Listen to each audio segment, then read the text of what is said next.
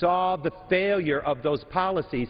Why would we go back down that road, which seems to be what the Republican plan, the Republican budget is all about? Well, if you look at, excuse me for interrupting, but if you look at what the Ryan Republican budget would cut education and other services by 33%.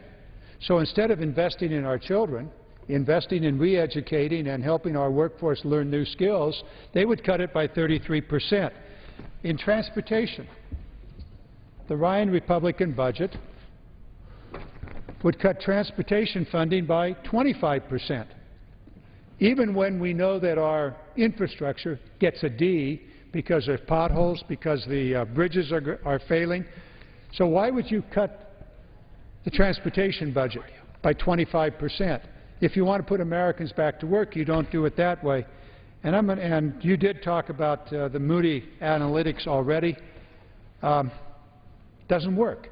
Now I'm going to just pick up one more thing. I'm on the House Armed Services Committee, and we heard testimony last week from the CEO of Lockheed Martin and the CEO of EADS, and also from two other witnesses. And they said this: you cut the budget for defense and you're going to lay off 2 million people. That's part of the sequestration. So here you have the top CEOs of America's big, huge companies saying, don't cut the budget because you are going to lay Americans off. You're going to lose up to 2 million jobs. And yet, for the last 2 years, our Republican friends have been trying to cut the budget. Not in defense, but in everything else, arguing that that will somehow create jobs. However, testimony received last week from the CEOs of three large American corporations and one smaller corporation said categorically, you cut the budget, we'll lay people off, creating unemployment. The American Jobs Act puts people back to work, and it is fully paid for.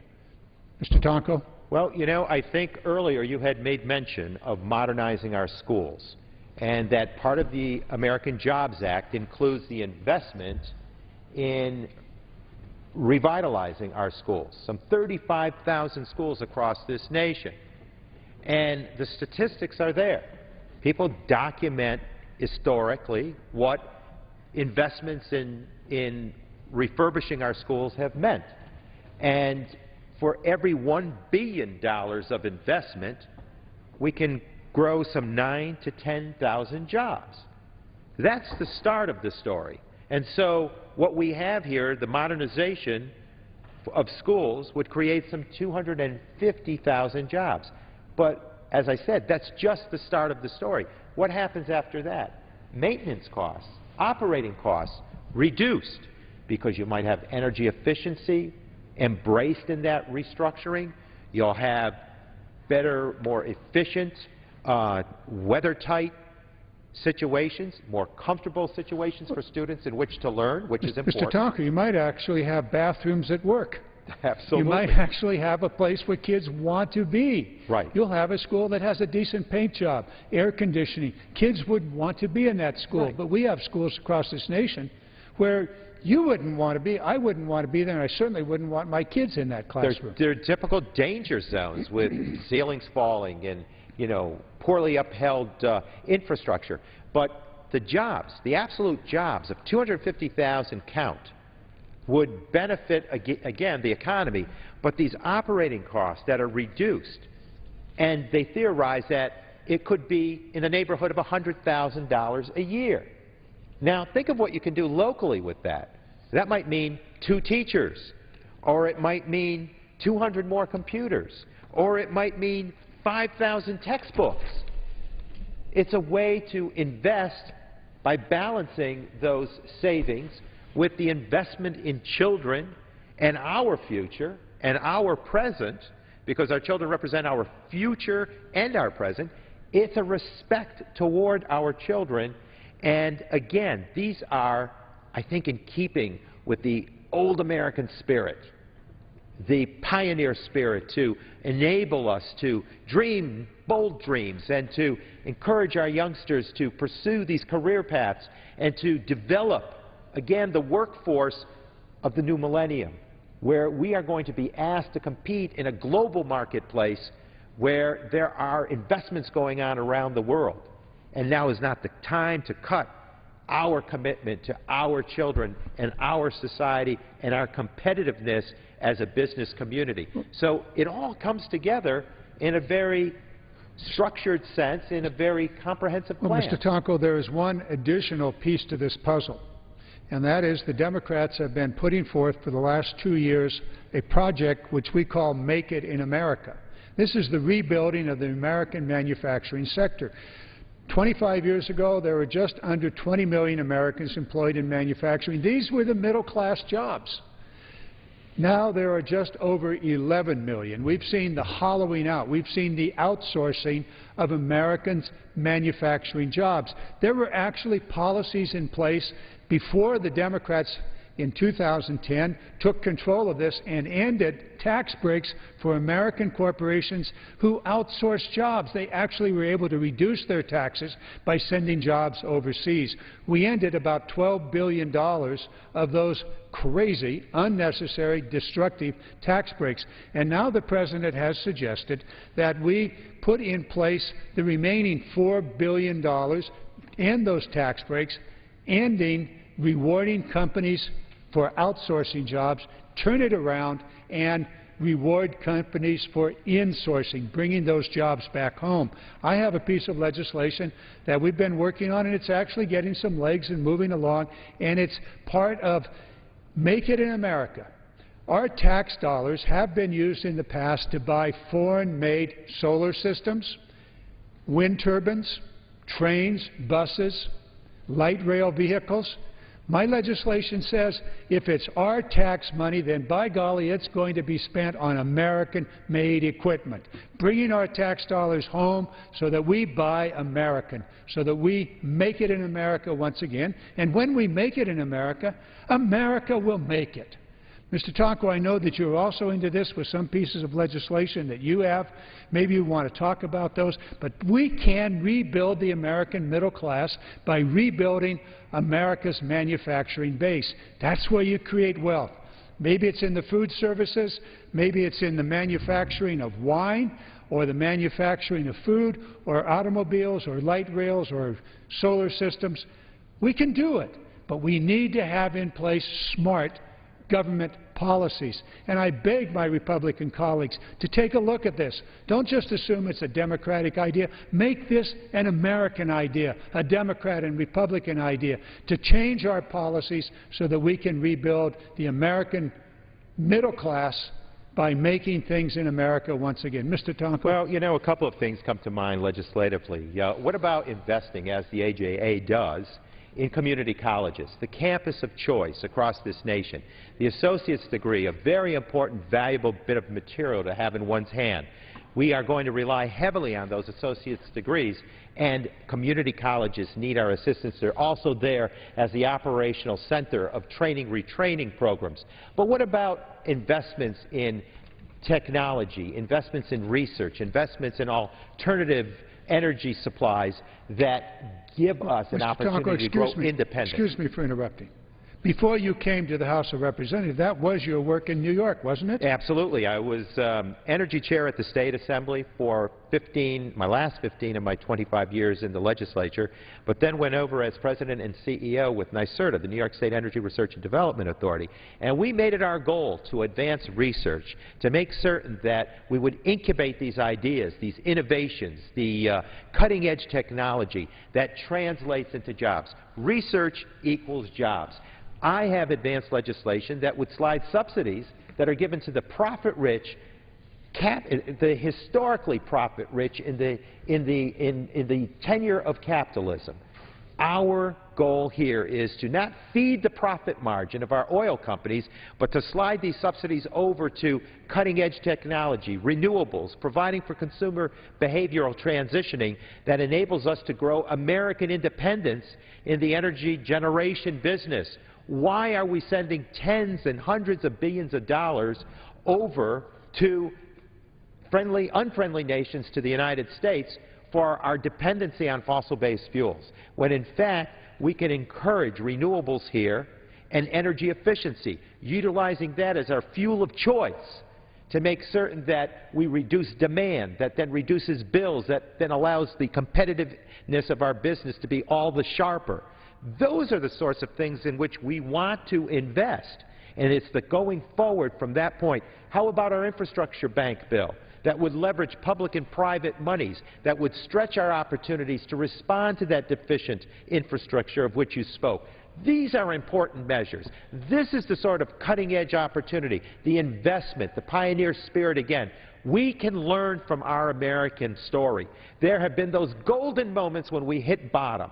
There were those golden moments when we were tremendously challenged, and we rose to the occasion in tough times, primarily tough times, by responding with a tough agenda that said, look, true grit here will get us to the finish line, and it happened. It happened with Medicare. It happened with the Erie Canal, of which we often speak. Social Security? In troubled times, again, Social Security, absolutely right. The President lifted this nation and made certain that all families would have at least a foundation upon which they could grow, upon which they could live in this society. It addressed, again, the dignity factor which has made us unique as an American society, caring about our fellow man, caring about the men and women of this great nation in a way that created an American society, a sense of community, we the people, talking of us in a community sense, a neighborliness, neighborhoods, and society speaking in a compassionate way, caring about one another. That's when we're at our best. If we're going to really be caring about the American worker going back to work, we also need to be very cognizant of international competition. You spoke earlier about the need for our workforce to be competitive, which is the education process, K through 12, vocational education, community colleges, exceedingly important. But also important is that there be fairness in the international trade situation, that we look for fair trade, not just free trade, but fair trade. And one of the things that we really must address is the threat of China's unfair trade practices. The Chinese currency is undervalued. And as a result of that, they have a 20 to 25% advantage. You eliminate that, and the American worker will be competitive. And we have one of the pieces of legislation in the Make It in America package that the Democrats are putting forward is forcing China to end its currency manipulation. And when it ends its currency manipulation and allows the value of its currency to rise to appropriate parity, we will be able to be competitive. And you can bet why the Chinese don't want to do it. They want that unfair trade advantage. That's one of the pieces of legislation that we've put forward. Now, when the Democrats controlled Congress a year and a half ago, we pushed a bill out of here that would force sanctions on China if they continued their currency manipulation.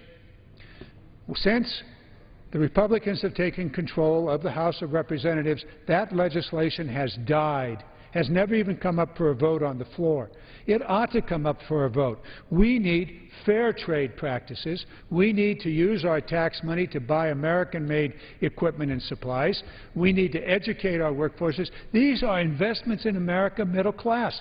This is how we can restore the middle class of America. It is part, the health care is part of it also.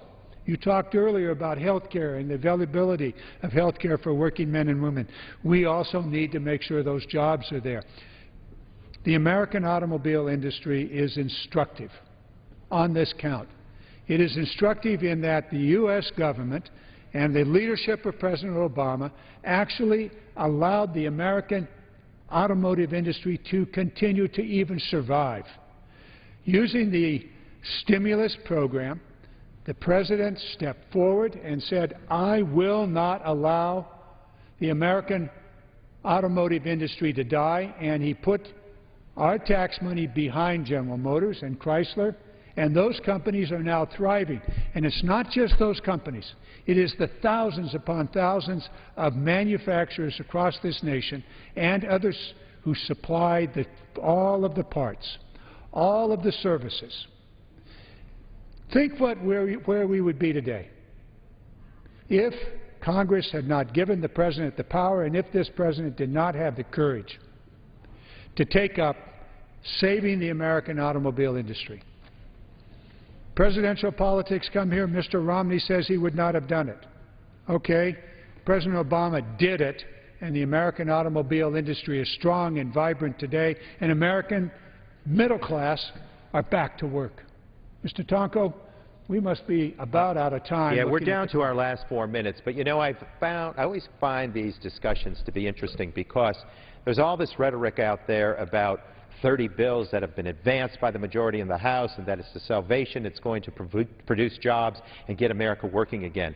Well, major analysts have reviewed that legislative agenda and say it doesn't do what they contend it would do.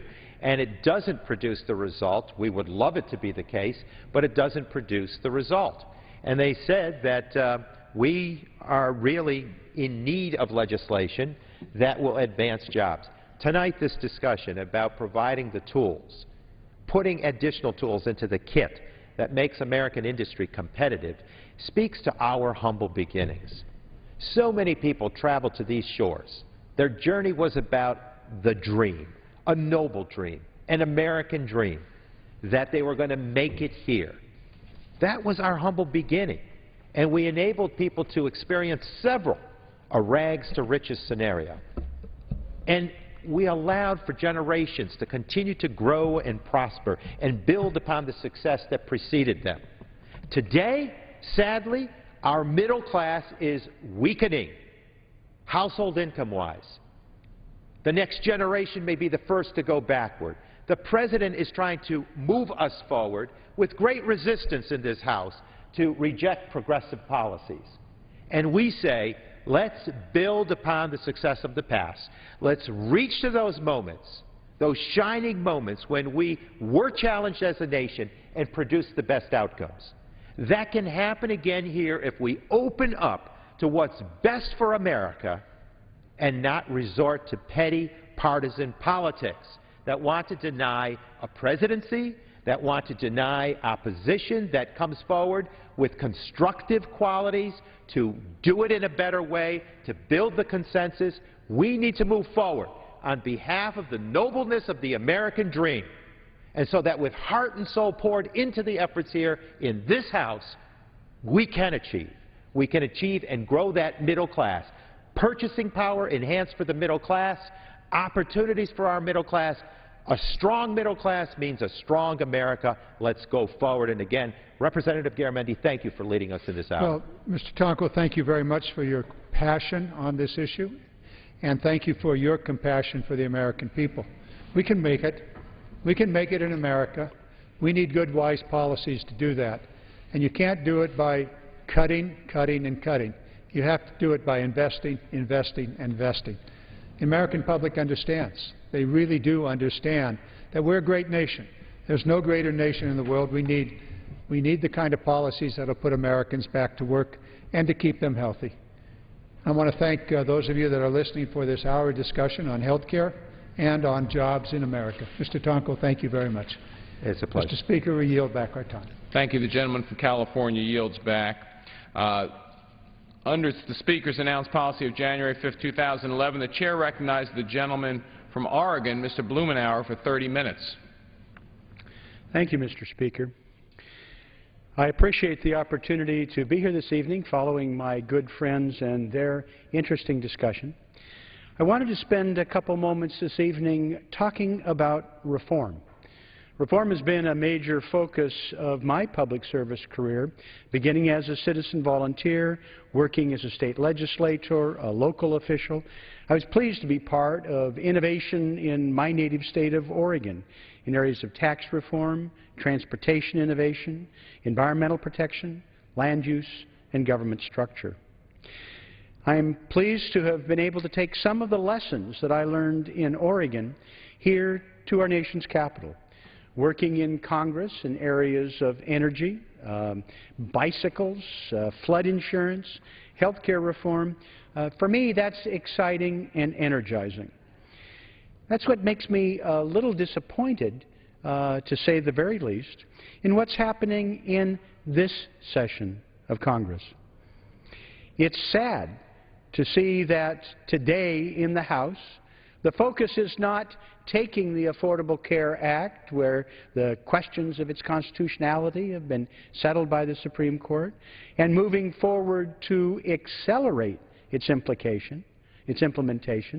Instead, the efforts are to slow it down, to repeal, to put sand in the gears, not without a constructive alternative, mind you, but just to be against the reform that's on the books. It's depressing to see repeated attacks on environmental protections, something that Americans care deeply about, that makes a difference to the quality of life of our communities, the strength of our economy, the health of our families.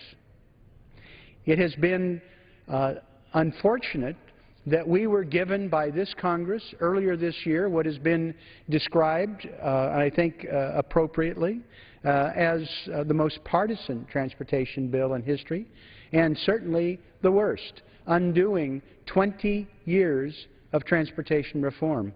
Luckily, it collapsed under its own weight, but we were left with a pale 2-year extension, and we're soon going to be right back where we started. Now, we're watching more recently efforts that deal with agriculture in terms of the reauthorization of the Farm Bill. An opportunity to reform, to be able to save money, to improve the health of our citizens and the economic viability of America's farmers and ranchers. Instead, the bill that has passed out of the committee in the House would concentrate even more subsidy in the hands of fewer wealthy farmers and short-circuit the needs of Americans who eat, people who care about animal welfare, about the environment, and most important, about the welfare of the vast majority of American farmers who, sadly, would have been shut off. It looks now that the bill is so precarious that it may not even come to the floor of the House. Backtracking on efforts to rein in and reform military spending, where just last year there was an agreement, a bipartisan agreement, to deal with reducing the deficit that was balanced between spending for military and non-military accounts, and now we see people retreating from that goal, and the military appropriations bill that passed, despite aggressive bipartisan efforts to rein it in, is moving forward as a lost opportunity. Well, it's in that context, Mr. Speaker, that I wanted to discuss the issues that surround the Postal Service. It's not by any stretch of the imagination that I'm not interested in changing how we do business. I think that's important across the board. I've demonstrated that with my past work and by word and deed and what I do politically.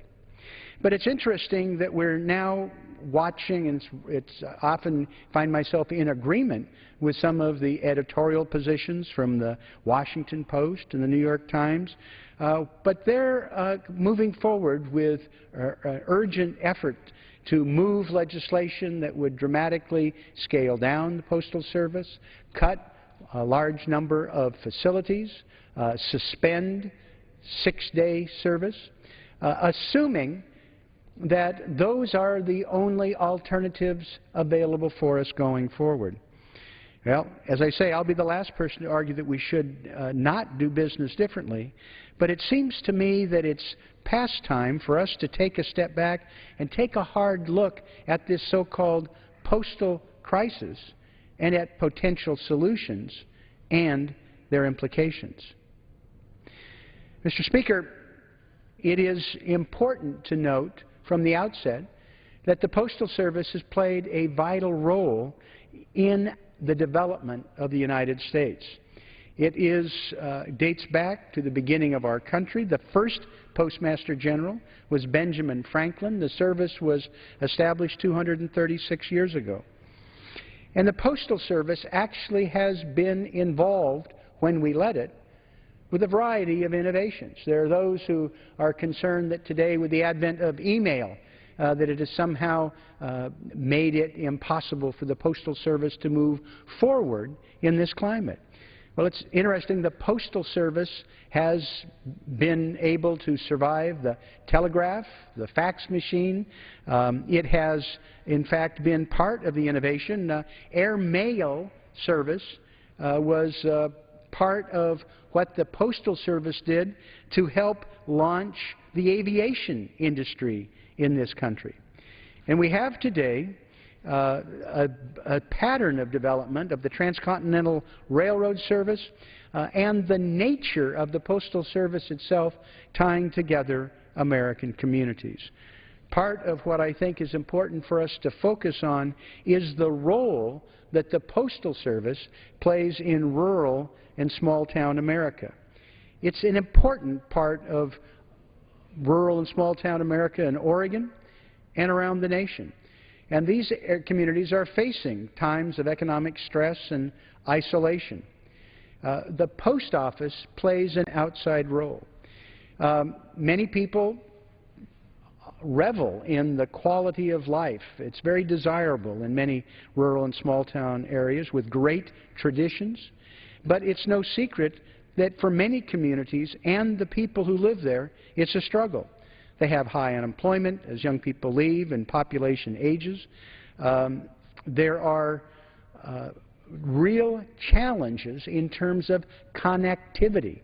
This is an area where broadband access to over 26.2 million Americans, 3/4 of them live in rural America.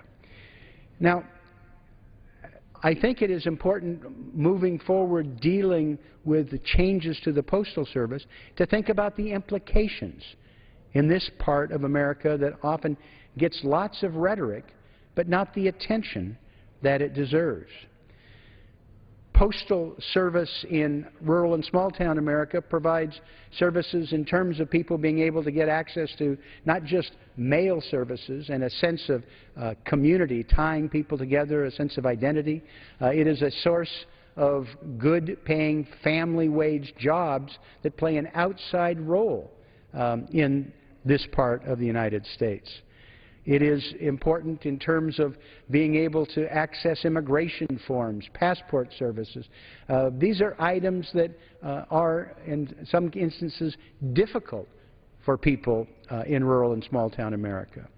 And also, as we are watching the explosion of online shopping, which is playing a larger and larger role in the American economy, it's even more significant in rural and small-town America. The Postal Service often provides that last mile for transactions that take place via the Internet. Increasingly for senior citizens who rely on mail-order pharmacy services to be able to get their prescriptions through the mail.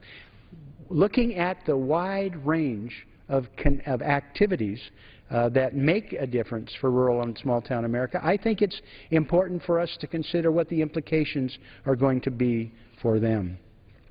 Now, there are those that say, well, wait a minute, they'll just have to pay the price because we are facing a funding crisis in the post office. It's bumping up against a $15 billion debt limit. Bills are coming due, and we have no alternative but to move forward with dramatic reductions in service, including Saturday service and closing facilities. Well, it's important to reflect on what is the nature of the current funding crisis that faces the post office. Sadly, it is largely a manufactured crisis. The impending funding deadline is simply a result of the legislation in 2006, which was a compromise, a reluctant compromise, but it included a provision that would require the Postal Service to pre-fund its health insurance costs for retirees who haven't yet been hired 75 years in the future, and require that funding to be made over the course of 10 years. Well, thinking about that for a moment, Mr. Speaker, this is actually a device that is not necessary. No other business or government agency is required to do it 75 years in the future. And in fact, part of the charm for the people who devised this a few years ago was it actually artificially reduces the federal government deficit, because these payments are credited to federal accounts. Even though the Post Office has been an independent agency since 1971, operating without subsidy, these monies are credited to the federal treasury and are used to try and disguise the true size of our deficit. There is no reason to accelerate the pre-funding of this obligation of 75 years to make it occur here in the course of this 10-year window. Mr. Speaker, I think it's important, after putting in context the point that this is an artificial crisis, the Post Office, if it weren't for this extraordinary, unnecessary, and unprecedented pre-funding requirement, would actually not be hemorrhaging red ink. In fact, it's very close to being self-sufficient, and it does so despite the constraints that Congress has placed on the Postal Service.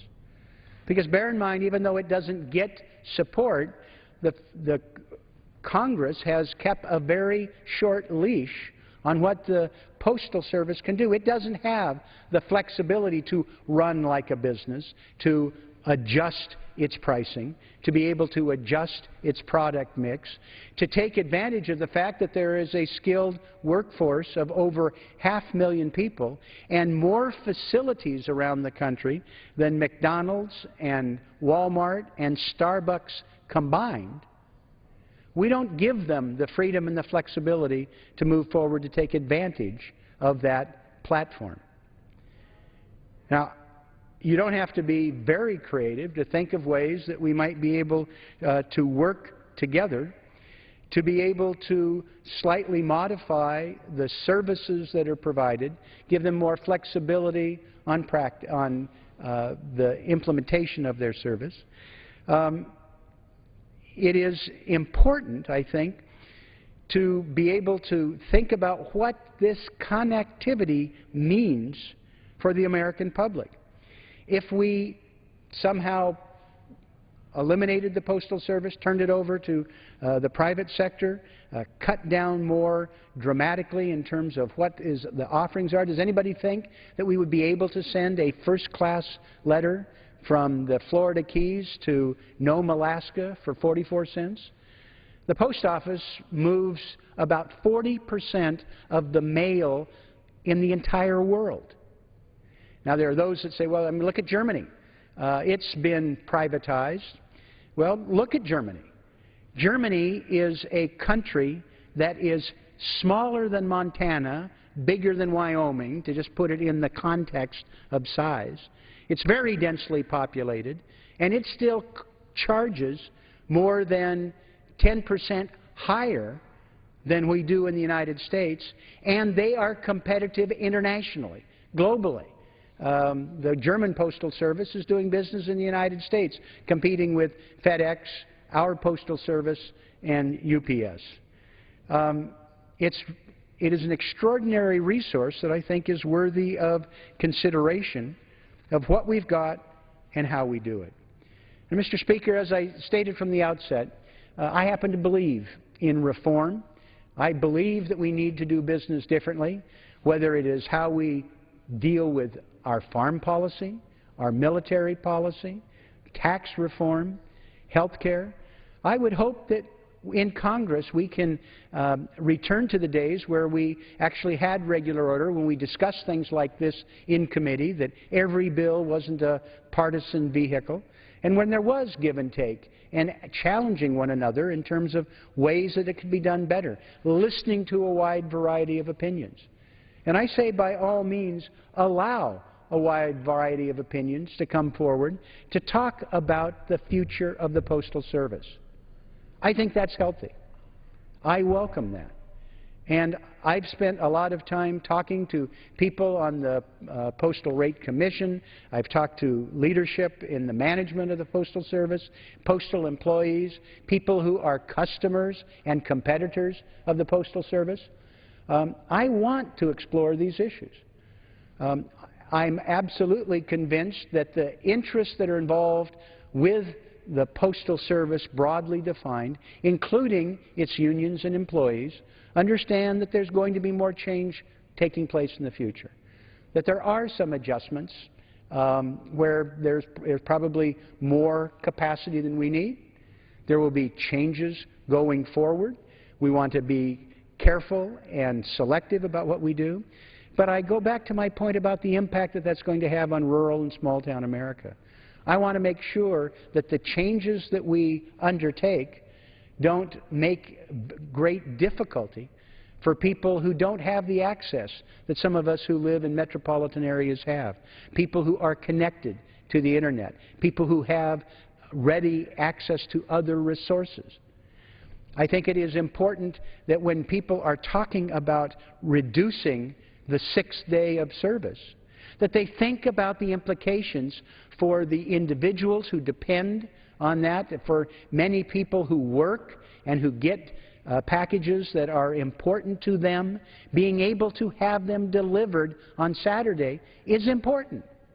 And particularly when you look at holidays that go over weekends, the difficulty of delivery of things like medicines is not a trivial question. And the fact that the Postal Service is, in a sense, a partner with some of its private sector competitors, cutting back on that service, what it does with those competitor partners and what it does with people who are marketing through the Internet, through the mail, this needs careful consideration. It's interesting as people dive into the numbers behind the elimination of Saturday service, you're eliminating 17% of the postal capacity, and it would only save 2, maybe 3%, and there would be costs associated with that. It's kind of interesting. I would like us to think about what it does to the business model if you're going to eliminate 17% of the service and you save a couple percent in operations. Particularly, as I mentioned, that we constrain what they charge and we have an artificial financial barrier with the 75-year pre-funding of health care. I think it's important for us to respect what we've got, think about the alternatives, and have a discussion where the interests, whether they are direct mail, they are marketing, they are online shopping, they are people in terms of the pharmaceutical industry, senior citizens, rural and small-town America. Let's get in and talk about this.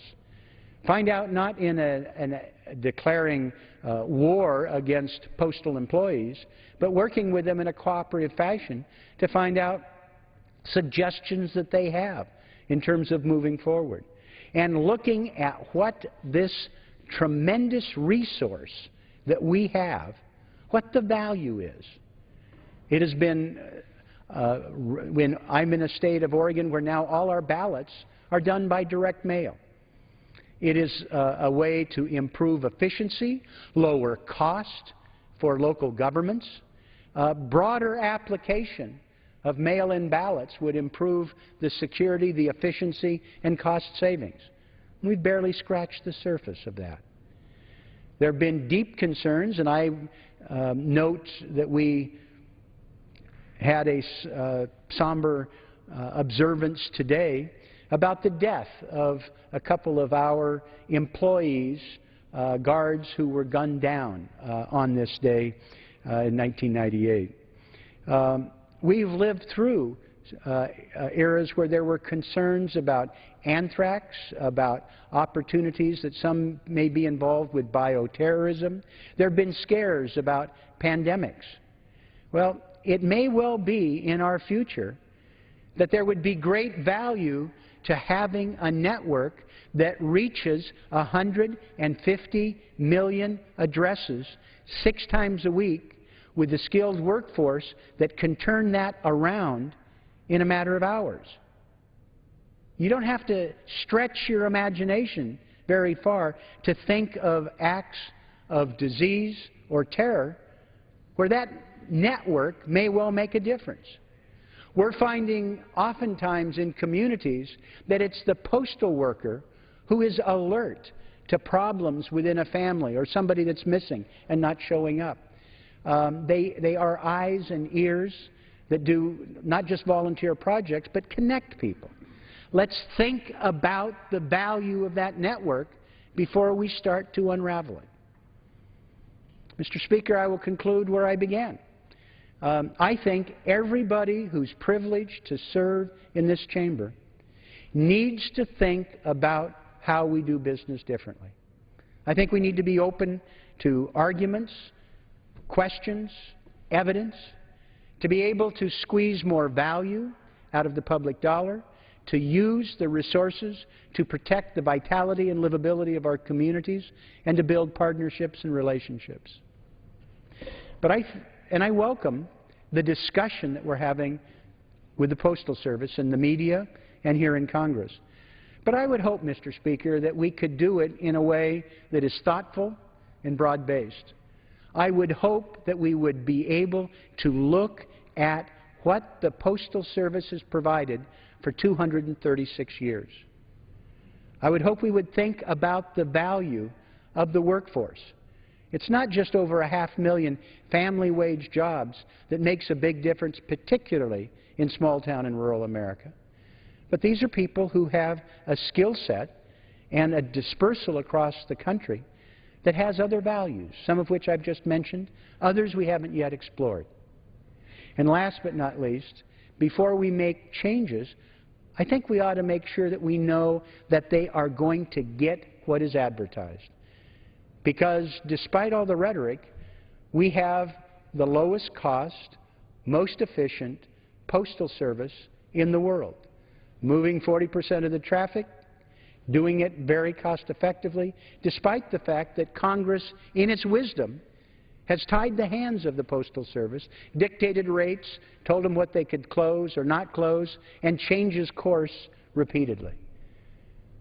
I would hope we could do a better job working with our partners there and the people who depend on it to make this part of an area where we figure out how to do business differently, because I think there are opportunities not only to save money but to take advantage of this resource.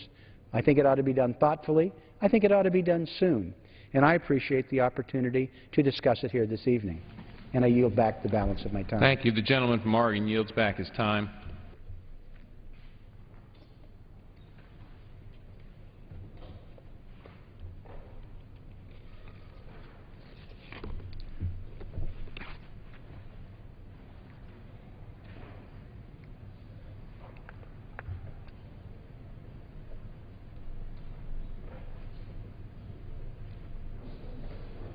Under the Speaker's announced policy of January 5, 2011, the Chair recognizes the gentleman from Texas, Mr. Gohmert, for 30 minutes.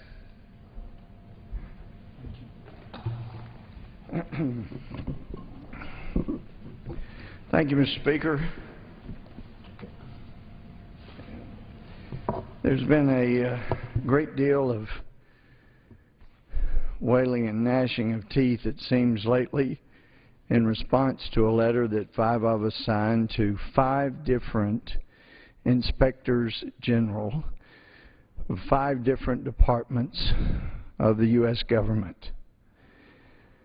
Despite the effort to distract, despite the wild accusations that have come about 5 separate letters that were quite factual, set out things that were footnoted, documented as true, and was simply asking inspectors general of the different departments if they would investigate about potential Muslim Brotherhood effects within those departments. I have been amazed. Out of 5 letters to 5 different departments, each one of them different, each one of them dealing with facts that were in each particular department, we've been met with this frenzy from some quarters, including some of the mainstream media, to demonize people that are just simply asking questions that actually we used to have a mainstream media that would ask questions.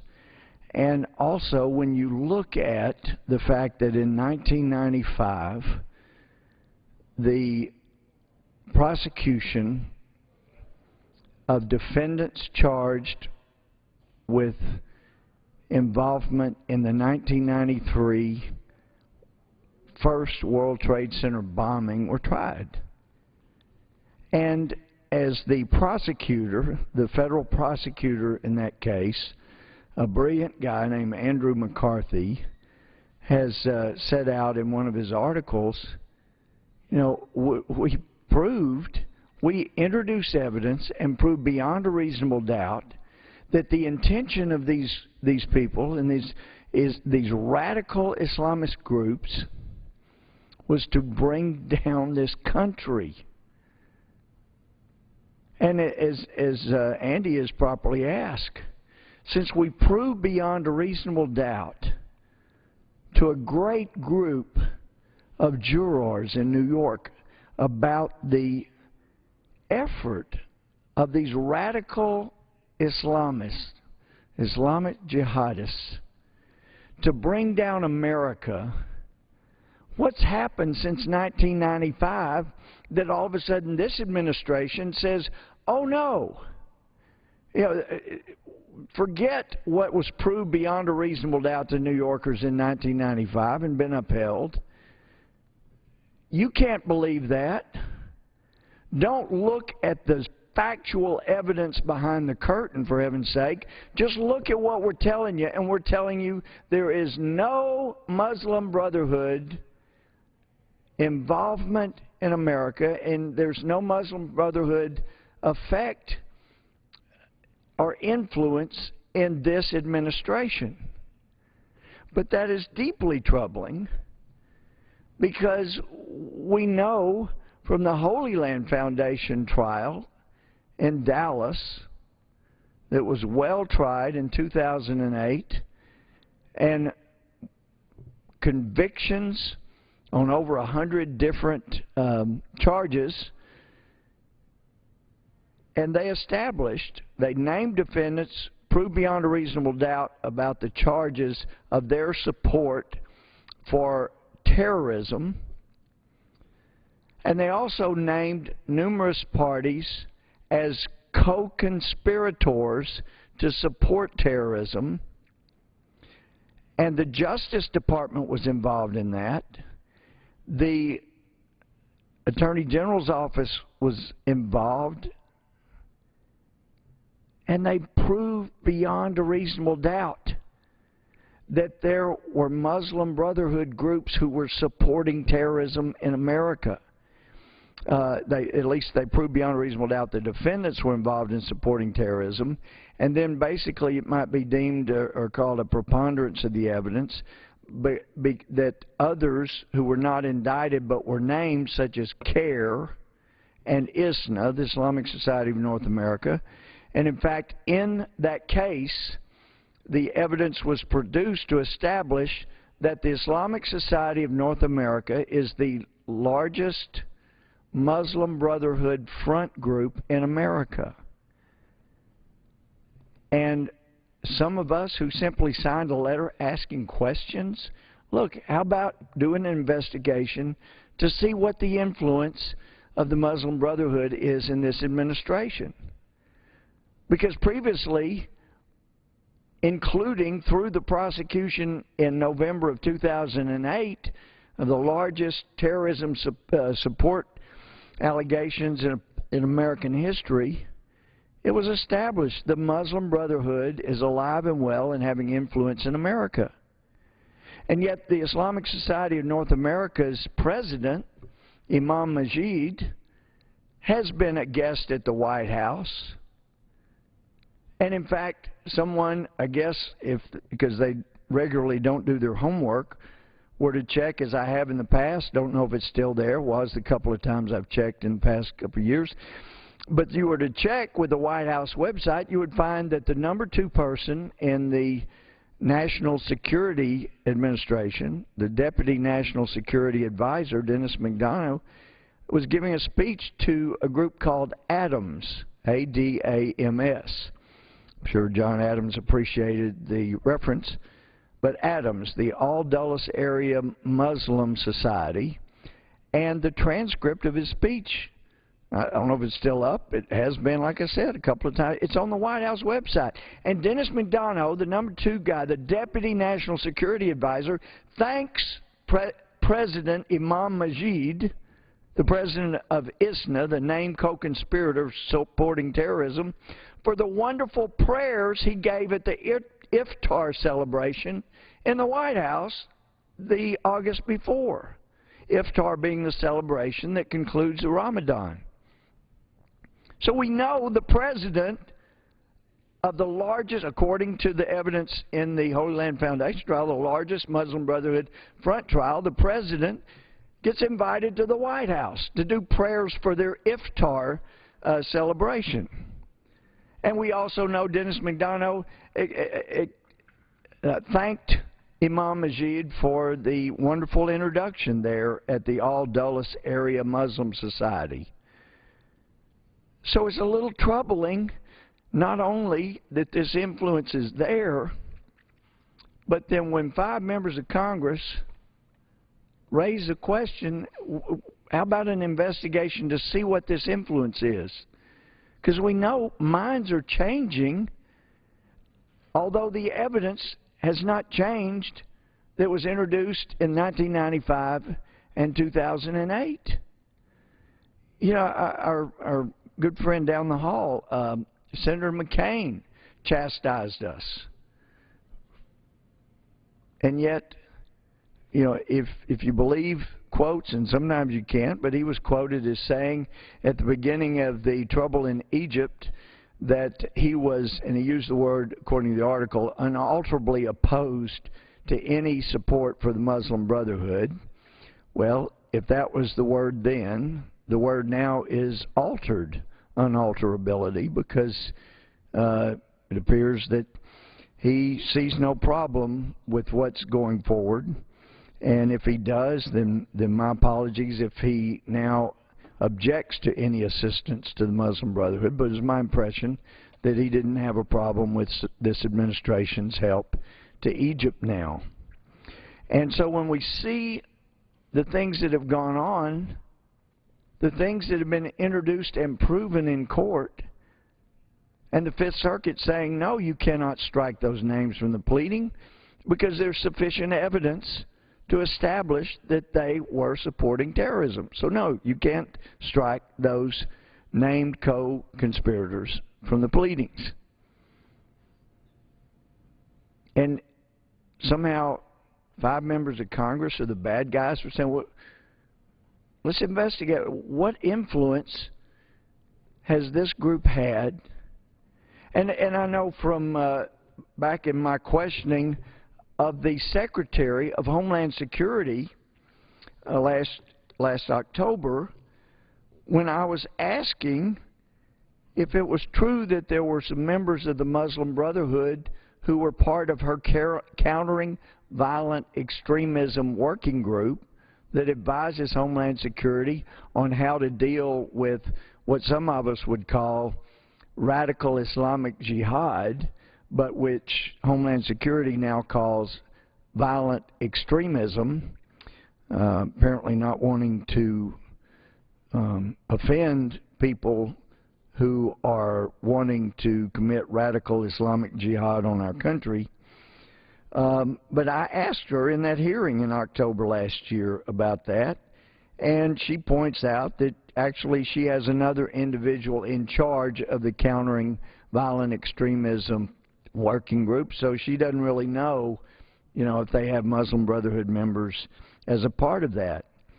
And I asked her this question, all right, are you aware that the president of ISNA, Imam Majid, is a member of that working group, correct? Secretary Napolitano, I can't answer that is an accurate statement. So, she doesn't know whether the president of what's been established in court as the largest Muslim Brotherhood front group in America is part of her advisory group at Homeland Security. Of course, it was interesting in our hearing last week, she also indicated that there had not been a terrorist that had been allowed into the White House with the Egyptian recent group. And when we had been reading in the paper that there, and of course that may not be a good source because they were mainstream papers, but we'd been reading that there was a member of a known terrorist group that was allowed into the White House and that he used that platform to lobby for the release of the blind sheikh who had assisted in planning the 1993 World Trade Center bombing.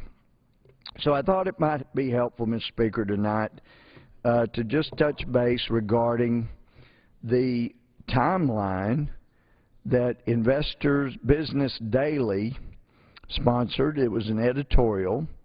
It was dated July 19th, 2012, posted at 6:46 p.m. Eastern Time. And it can be found at investors.com, Mr. Speaker. But it's entitled, How Obama Engineered Mideast Radicalization.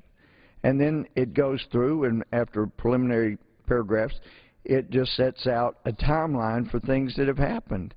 And I hope my friends who have been so quick to condemn and ridicule, and even people who are on committees who should know about these things and should know about the evidence in the Muslim Brotherhood trial in Dallas, should know, or the Holy Land Foundation trial where Muslim Brotherhood ties were established, and they should know about the proof at 1995 at the World Trade Center first trial of the defendants that did that. And I would think they would be welcoming, since there are many people who are not aware of what the evidence was in those, they would welcome input from someone as well-versed as the prosecutor from the 1995 World Trade Center trial. So this is from Investors Business Daily, an editorial. It says, the Obama record, after angry Egyptians pelted her motorcade with shoes chanting, "Leave," Secretary of State Clinton insisted the United States wasn't there to take sides. Too late. Quote, I want to be clear that the United States is not in the business in Egypt of choosing winners and losers, even if we could, which of course we cannot, unquote, Hillary Clinton intoned earlier this week. Of course, the administration could, and it did, picking and even colluding with the Muslim Brotherhood, and one of its hardliners, Mohammed Morsi, now sits in the presidential palace where he refused to shake unveiled Clinton's hand. This administration favored Islamists over secularists and helped them overthrow Hosni Mubarak, the reliable U.S. ally who had outlawed the terrorist Brotherhood and honored the peace pact with Israel for 3 decades. The Brotherhood, in contrast, has backed Hamas and called for the destruction of Israel. Now the administration is dealing with the consequences of its misguided king-making. Officials fear the new regime could invite al-Qaeda, now run by an Egyptian exile, back into Egypt and open up a front with Israel along the Sinai. Result? More terrorists and higher gas prices. In fact, it was Hillary's own department that helped train Brotherhood leaders for the Egyptian elections. Behind the scenes, she and the White House made a calculated decision and took step-by-step actions to effectively sell out Israel and U.S. interests in the Mideast to the Islamists. The untold story of the Arab Spring is that the Obama administration secretly helped bring Islamist fascists to power. Consider this timeline. And again, this is Investors Business Daily online. The timeline, it says 2009, the Brotherhood's spiritual leader, Sheikh Yusuf Qaradawi, writes an open letter to Obama arguing terrorism is a direct response to U.S. foreign policy. 2009, Obama travels to Cairo to deliver apologetic speech to Muslims and infuriates the Mubarak regime by inviting banned Brotherhood leaders to attend. Obama deliberately snubs Mubarak, who was neither present nor mentioned. He also snubs Israel during the Mideast trip. 2009, Obama appoints a Brotherhood-tied Islamist, Rashad Hussain, as U.S. envoy to the Organization of the Islamic Conference, which supports the Brotherhood. The Organization of Islamic Conference, by the way, the OIC, this isn't in the article, but it is composed of 57 states. 57 Muslim states make up the OIC, and that's what is being referred to there. 2010, State Department lifts visa ban on Tariq Ramadan, suspected terrorist and Egyptian-born grandson of Brotherhood founder Hassan al-Banna. 2010, Hussein meets with Ramadan at American-sponsored conference attended by U.S. and Brotherhood officials. 2010, Hussein meets with the Brotherhood's Grand Mufti in Egypt. 2010, Obama meets one-on-one with Egypt's foreign minister, Ahmad Abul Gheit, who later remarks on Nile TV, quote, "The American president told me in confidence that he is Muslim," unquote. 2010, the Brotherhood's Supreme Guide calls for jihad against the U.S. 2011, Qaradawi calls for, quote, "days of rage," unquote, against Mubarak and other pro-Western regimes throughout Mideast. 2011, riots erupt in Cairo's Tahrir Square. Crowds organized by the Brotherhood demand Mubarak's ouster and storm buildings. 2011, the White House fails to back longtime ally Mubarak, who flees Cairo. 2011, White House sends intelligence czar James Clapper to Capitol Hill to whitewash the Brotherhood's extremism. Clapper testifies the group is moderate, quote, "largely secular." 2011, Qaradawi, exiled from Egypt for 30 years, is given a hero's welcome to Tahrir Square, where he raises the banner of jihad. 2011,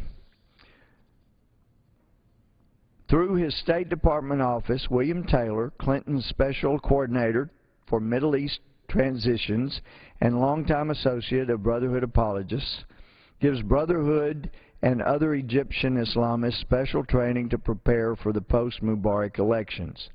2011, the Brotherhood wins control of Egyptian parliament, vows to tear up Egypt's 30-year peace treaty with Israel, and reestablishes ties with Hamas and Hezbollah. 2011, Obama gives a Mideast speech demanding Israel relinquish land to Palestinians while still refusing to visit Israel. And parenthetically, we know that the administration has now said if we'll just give him another term, then the next 4 years he will go see Israel. And back to the article. 2011, Justice Department pulls plug on further prosecution of U.S.-based Brotherhood front groups identified as collaborators in conspiracy to funnel millions to Hamas. 2011, in a shocking first, the State Department formalizes ties with Egypt's Brotherhood, letting diplomats deal directly with Brotherhood Party officials in Cairo.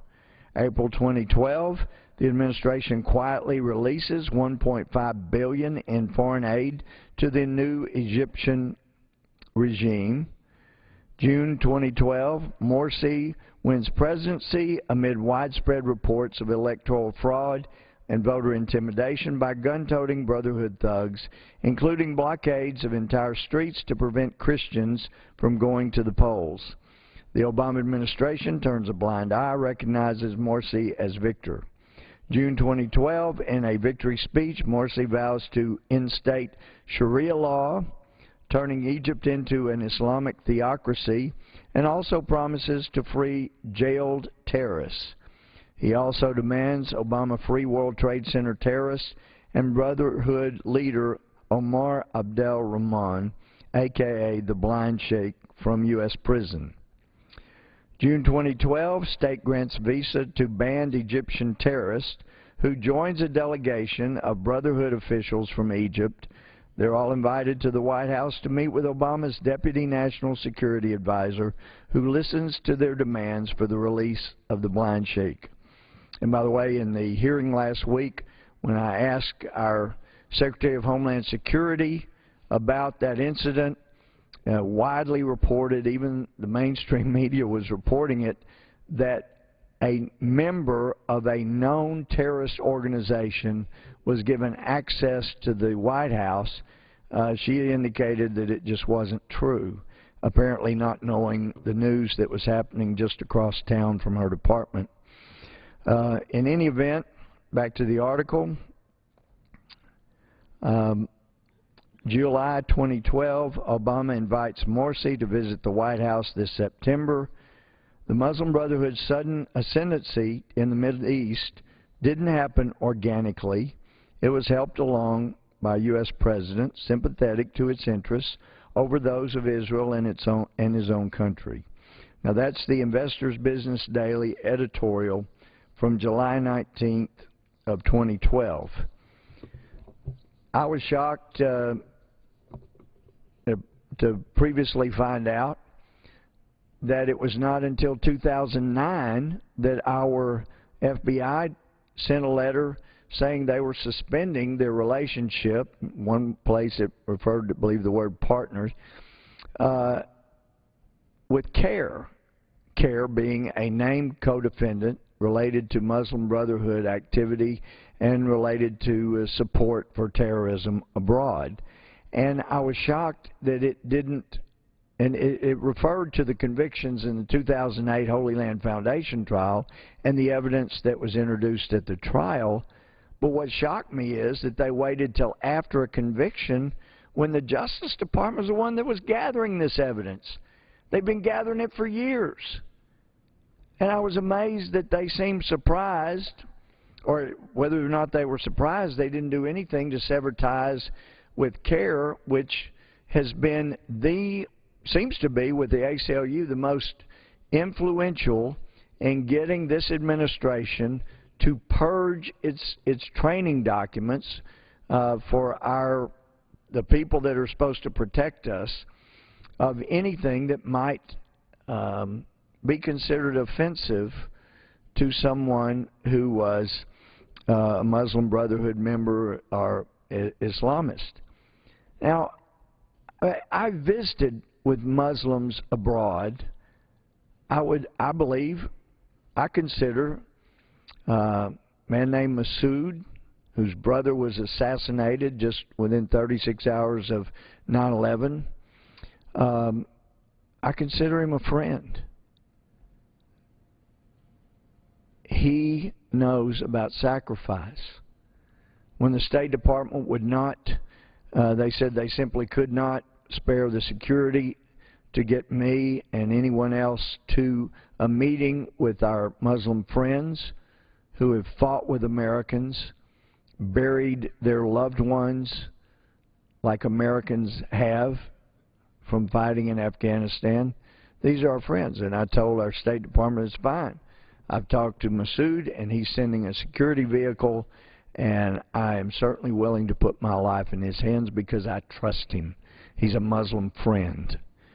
And anyway, I told them I was going after we finished meeting with our troops, and after we met with our troops, I was advised we've arranged for an American security vehicle to take you.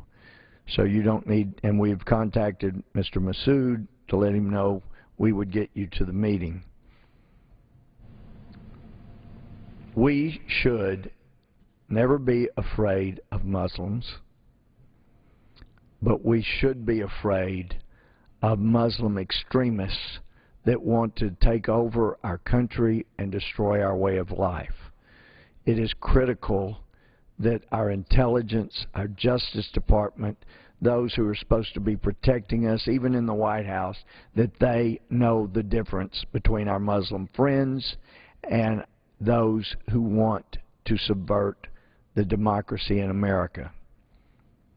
I make no apologies for that. I can't.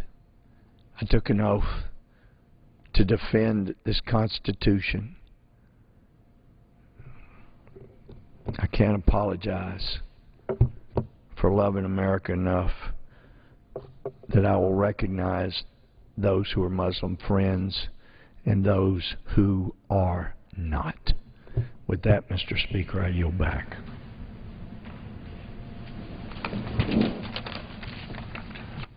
The gentleman from Texas yields back his time. I have a motion to adjourn.